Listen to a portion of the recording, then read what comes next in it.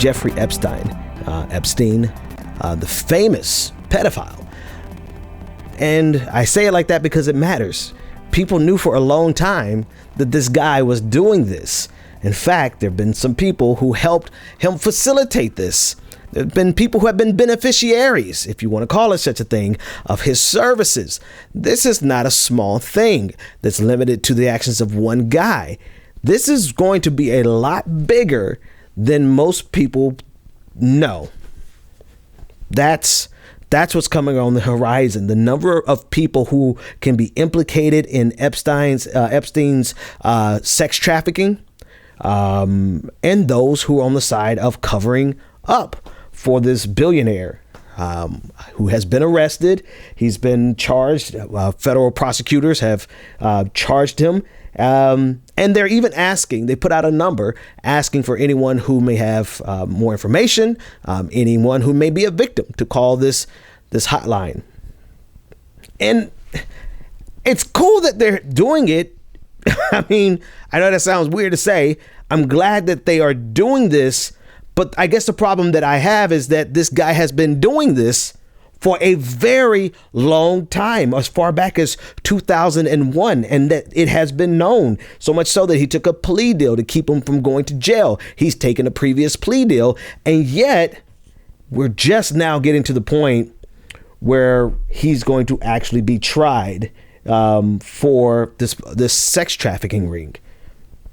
Ties to Bill Clinton, ties to Donald Trump. And this is what's going to be interesting to see now, because the ties that he has with Bill Clinton, yes, and then the ties that he has with Donald Trump represent the ideological divide that we have in the country right now.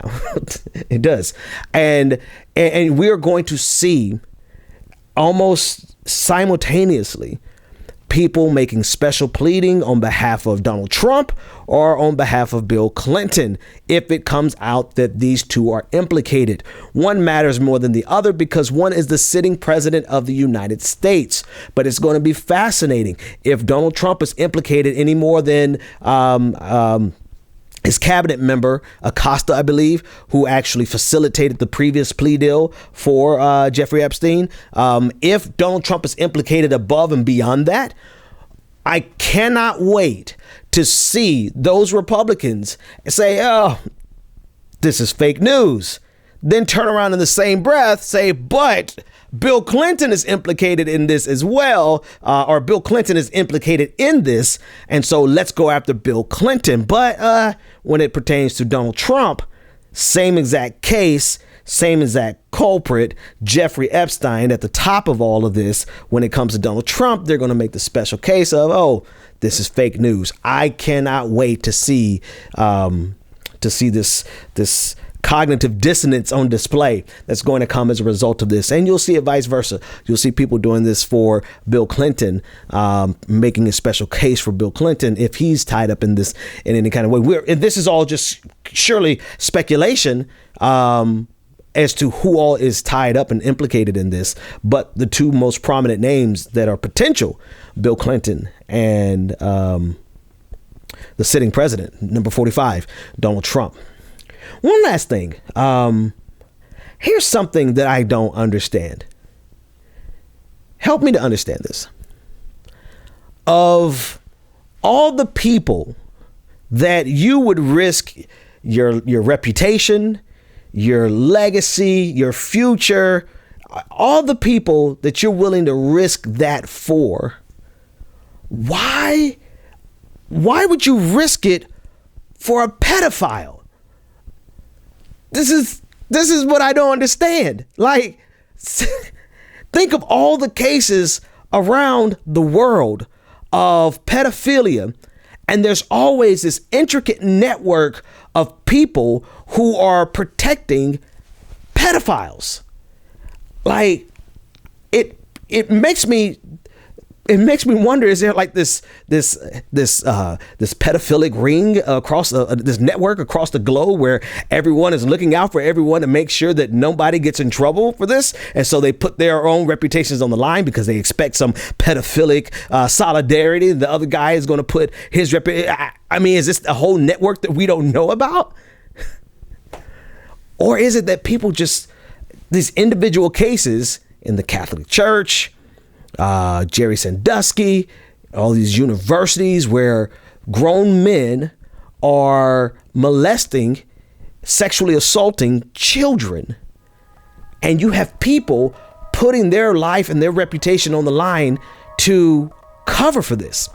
And maybe I need to expand on that just a little bit, just so you can see, like it's coming back.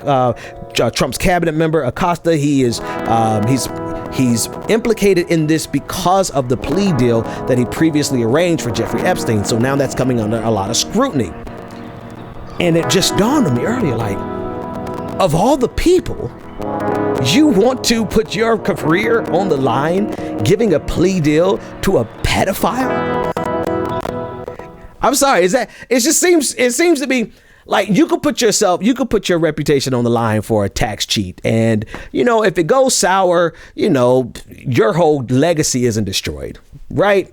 You could put your reputation on the line for men who cheat on their wives. You could put your reputation on the line and then it comes out, oh my goodness, every single one of them cheated on their wives, right? But it would not destroy your legacy. Not like doing that and covering for a pedophile. So of all the people that these otherwise intelligent individuals who cover, who make excuses for, who push it under the rug, who time and time and again are found complicit in facilitating in an environment that allow this to happen, these people, they're willing to risk everything for pedophiles. Beats the hell out of me. Like, they'd be the very first people. I'm like, what? Okay. I mean, come on. Like, there's a clear moral justification for us to, all the sound effects. I'm sorry for the people who are listening on podcasts, because I'm having all these sound effects that probably just sound like random noises to you. But I'm actually doing things in the camera. So you kind of have to watch the entire video to get the full effect. But I digress. The point is like there's a moral justification, obviously, clearly, to report this. You have a moral obligation to report this. Full stop. No personal self-preservation involved in the calculus, right? It's just the right thing to do. Stitches get snitches. Well, we got to figure that out, because if you're out here molesting children, then I got to report you. I'm not about cop culture. I'm not, but 911. Yes, I need to make a report. So it just blows me away. Like of all the people, the very people that there should be no ambiguity over whether or not we should report them because of the damage that they're doing to children. Those are the very people that these individuals have put their whole, those are the very people that they're defending, that they're covering for, as if this is not going to eventually get out. And as it gets out, eventually destroys everything associated with it. Beats the hell out of me. All right.